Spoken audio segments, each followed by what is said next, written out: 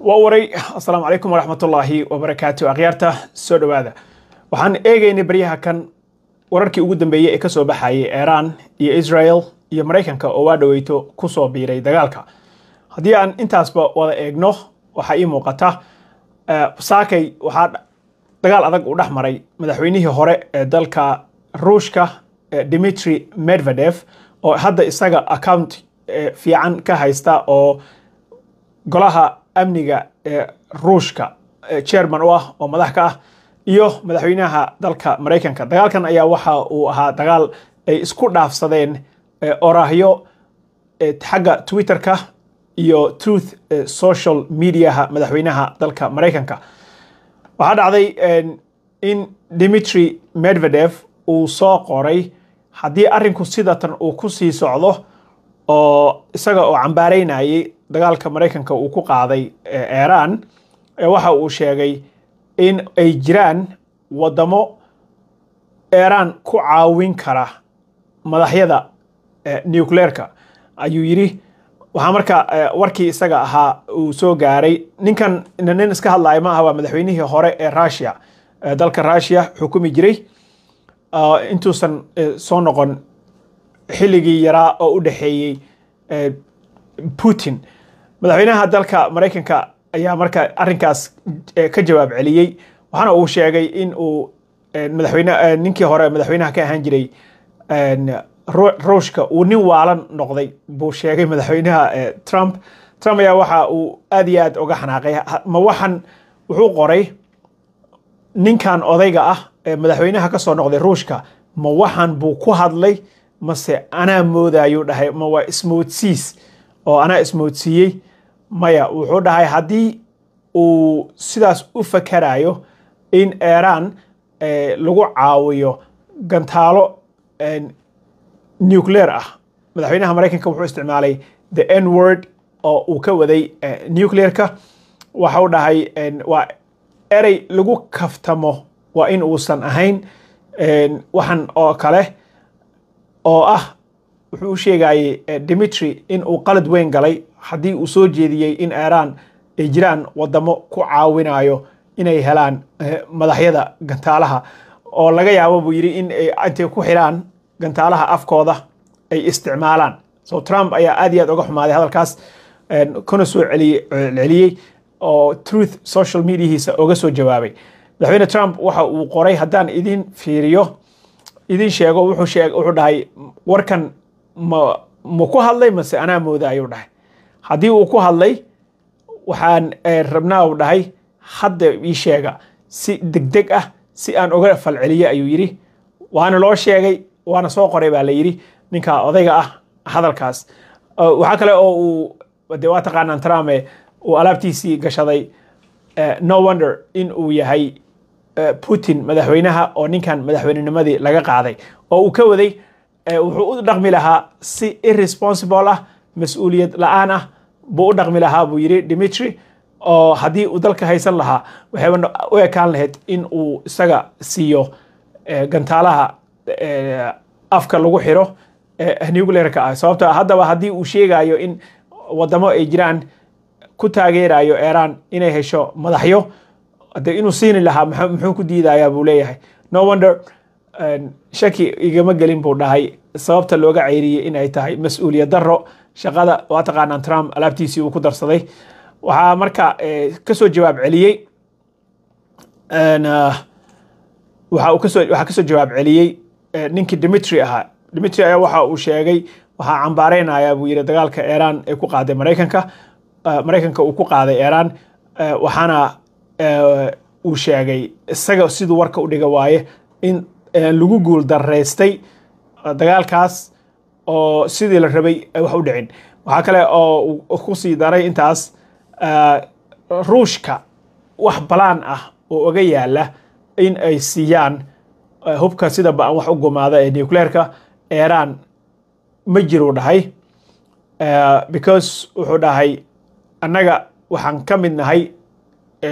wadamada non proliferation treaty ama sharciga qabanayo wadamada nuclearka leh oo haysta ayaa annagana naqabanayo ayuu dhahay so wax plana oo aan leenahay oo ku saabsan in aan nuclear u geyno cidna kuma jirro dhahay laakiin arrinkaas wuxuu cadeeyay sida Israel oo kale Israel kuma jirto shuruucdan adduunka u kala qoran oo wadamada nuclearka haysto u kala qoran oo sharciga la yiraahdo non proliferation treaty oo aan la qaybin karin hubkaas laakiin wuxuu dhahay Israel kuma jirto waana nuclear power awoodna way u leedahay buu yiri so waxa aan ka hadlayo waxa waayo dhahay other countries might wadamo kale baa laga yaabaa inay siiyaan oo sida markaan sii barbaaray aan ku soo ogaaday laga yaabo wadan aan waxba u lose gareeyo aan haynin sida wadanka la yiraahdo North Korea ayuu u durxulayay waxa laga yaabaa North Korea oo kale inay hoos wax uga dhiibto Iran buu yiri laakiin annaga kuma jirro shaqana kuma lihin sidaas la mid ah wuxuu dhahay which once signed with US president is still in force for now the question is what comes next maxaa hadeer arrinkan xigi doona buu yiri Dimitri isaga iyo Trump maanta madaxa ay si fiican isula galeen hadii wuxuu dhahay aad ku tashanayso dhahay arrinkan oo ka suurta gashaba in hata laga maqlo oo wax noocana maartay laga maqlo waa cambaareen tii ugu dambeysay aan ku cambaareenaya buu dhahay odayga sababta aad shaqada ku weysay nawaaye buu dhahay marka hore hadii aad nin fiican oo mas'uul ahaan lahayd shaqada waa haysan lahayd marka odayga intaas ayaa maanta qac lagaga siiyay laakiin warkii wuu kala cadeeyay si hadaan nahay annaga Russia wuxuu dhahay Iran diyaar uma nihin inaan balaayo u dhiibno oo hoosta uga dhiibno laakiin wuxuu dhahay wadamo waxa jiro aan ka gabaneyn arrinkaas oo they have nothing to lose wax ka lumaayo male wax u goynayo male so Trump iyo odaga maanta saasi isugu dhaceen tan kale hadii aan gallo wararkii ugu dambeeyay oo ka soo baxay dagaalka Iran iyo u dhaxeeyay Israel iyo hadda Mareykanka iyo qayb ay ka yihiin Mareykanka iyo aan iraahday iyo Iran waxa hadda wada ogtihiin aan warkii degdegta ahaa ugu dambeeyay oo in Mareykanka saldhigyadiisii uu ku lahaa Iraq iyo Qatar la weeraray Iraq iyo Qatar marka weerarkoodii waxa ka soo baxay oo ugu dambeysay horta wax ku dhintay ma jiro baa la yiri wax ku dhintay ma jiro wax ku dhaawacmayna ma jiro hadii aan marka idin dulmaro siyaabaha ay wax u kala jiraan right now hadeer akhbaartii ugu dambeysay wadanka Syria waxa ka joogta la yiri ciidamada Mareykanka 2000 Iraq waxa ka joogta base-kooda 2500 Kuwait waxa ka joogta campga waxa la dhahaa Arifjan base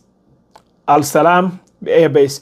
Kuwait waxa ka joogta 13500 Jordan 3813 Sacuudiga 2700 Qatar 10000 Bahrain 9000 United Arab Emirates oo imaaraadka ah 3500 ayaa ka joogta soo ciidamo 45000 ah ayaa Mareykanka waxa ay ka joogaan sida la sheegay oo la cadeeyay oo dalalka qaliijka oo intaas ay kala ah marka labada meel oo wax ku turtureen waxa waaye Qatar iyo wadanka dariska la ah Iraq waxa hada wax ku noqday male waxa kale oo la sheegay in gantaalada badankood ay soo rideen qadariyiinta saas ay u qoraysaa AFP da so Mareykanka madaxweynaha dalka ayaa ka hadlay waxa uu sheegay waxaan rabaa in aan uga mahad celiyo dhahay wadanka Iran in ay nasiyeen advance warning digniin horey ah in ay nasiyeen taas oo noo sheegtay buu dhahay inay weerar soo qaadayaan isdiyaarintoodii iyo howlahoodii marka waa uga mahad celinaynaa buu dhahay waxa ay soo tuureen buu yiri 14 gantaal 13 ayaan dhulka dhignay halna waa iska daynay because sababtoo ah wuxuu u socday wuxuu yiri was headed to non-threatening direction wax oo meel aan waxba dhibaato u geysanaynin oo cidla inuu ku dhacayo noo muuqatay buu dhahay xagaas ayuu u sii jeeday kaas waa la iska daayay laakiin 13 ayaan qabanay buu dhahay aan ku faraxsanahay buu yiri in tweetkiisa hadda uu soo qoray in aan idin report gareeyo qof Americana oo wax ku noqday ma jiro wax damage ah oo dhacayna ma jiro. So there's no damage and there's no Americans harmed. qof wax ku noqdayna ma jiro ayuu dhahay. waxaan intaas u raaciyay waxa muhiimadda ah in systemkoodii ay kusoo duulaan tageen laakiin waxba uu tari waaye. Hopefully wuxuu dhahay there's no further hate, cadaawad kale iyo xumaan ma jirayso ayuu dhahay. waxaan rabaa inaan u mahadceliyo Iiraaniyiinta inayna siiyeen early notice ogeysiis hore, taasoo kasii dhigto dhahay in aan kasii diyaar garowno oo ciidamada meesha aan kala sii baxno oon meel cidlo ah ay wax kusoo turtuuraan. waxaan rajaynayaa buu dhahay in hadeer wadajir iyo nabadgelyo lagu wada noolaado gobolka. waxaan sidoo kale I will enthusiastically encourage waxaan yahuudana ama Israa'iiliyiinta aan ku dhiirigelinayaa buu dhahay in ay iyagana nabadda qaataan. Thank you for your attention in this matter. madaxweynaha Mareykanka Donald Trump ayaa intaas qoray. waxaa hadeer 38 daqiiqo ka hor iyana soo dhacay in Dubai markii hore flightska oo dhan laga kansalay airportada cabsi ay ka qabeen maadaama ay daris leeyihiin Iran, cabsi ay ka qabeen in gantaaladan ay wax ka soo gaaraan airportada Dubai oo dhan waa la xiray. haddase waxay sheegeen in full operation uu soo noqday, uu buuxo si buuxda oo airportada hadda u shaqeynayaan. marka wali waxaa dhici karaa la dhahay delays, daahmo way dhacaysaa, cancellation waa iska dhacayaan, flights la cancel iyo waxaas. laakiin wuxuu dhahay waxaa la soo xaqiijiyay hadeer in Dubai ay fully functional, back to function ay tahay, ay shaqeynayso. So Mareykanka weerarkii lagu soo qaaday saldhigyadiisa labadaas saldhig intaas ayuu ka sheegay. waxaa kale oo isna hadlay Ayatullahi Khomeiniga kaas oo isagana cadeeyay in dalkiisa aysan marnaba isdhiibaynin. So hadda waxaa moodaa in Iran iyo Mareykanka ay qalqaalinayaan kadib jugti culuseed ee ay geysteen inay qalqaalinayaan in nabad lagu wada noolaado oo arrinkan wada hadal laga galo, nabadna laga qaato. marka Iran ayaa hadeer isira waalayso waxaana ay leeyahay ninka odayga ah ma ogolaan doonu dhahay in anaga naloo caga jugleeyo oo maaragtay this is the logic of the Iranian nation. dadka Iraniyiinta ah maskaxdooda wuxuu u shaqeeyaan buu dhahay in loo caga jugleeyo, inay isku dhiibaan iyaga oo aan diyaar u ahayn ma dhacayso bay yiraahdeen buu yiri ninka odayga ah oo Khomeini isagaaba hadda isyara walwaalayo. update-kii u dambeeyay marka waa intaas. waxaa insha Allah taala wixii ka soo kordho dagaalkan iyo arrimihiisa waan la socon doonaa. waxaa kale oo aan eegi doonaa insha Allah in aan ogaano Mareykanka, waxaan rabnaa inaan ogaano haddii ay dhacdo in uu isna tallaabo kale uu qaado, bal waan arki doonaa. saakay waxaa kor u kacay stock marketka wuu fiicnaa kadib markii wadamada soo saaro gaaska ama oilka, crude oilka ay hoos u dhigeen si ula kaca qiimaha lagu kala gato oilka. US crude oil fell by 7% hoos u dhacday, $68 baa la kala gadanayay fuustadii. marka waa suuqa maanta wuu fiicnaa. waxaan filayay in haddii maadaama weerar uu dhacay weekendiga laysuna jawaabay in maaragtay suuqa markuu soo laabto New York stock exchange-ga hoos u dhici doono, laakiin maanta wuu fiicnaa aad iyo aad intii laga filayay wuu ka fiicnaa. gaaskana wuu sii raqiisay oo $68 ayaa la gadayay. marka madaxweynaha dalka Mareykanka ayaa hadda right now 30 daqiiqo ka hor wuxuu soo qoray congratulations world, it's time for peace, President Donald J. Trump. adduunka ayuu u mahad celiyey oo uu dhahay uu ka wado de hanjabaadii ka soo socotay iyo threatkii ka soo socday Iran waa laga taqluusay buu ka wada camal. hadeer it's time for peace in all caps wuxuu ku soo qoray website-kiisa Truth social mediahiisa ayuu ku soo qoray. wuxuu sheegay in nabad hadda la qaato. So Mareykanka iyo Israel saan idin sheegay waxay dabada ka riixayaan kadib weerarkii ay ku qaadeen Iran iyo wixii isdaba socday in hadda miiska wada hadalka ay ogol yihiin in nabadgelyo lagu dhameeyo wax kasto ay rabaan. So waxaan fiirin doonaa Mareykanka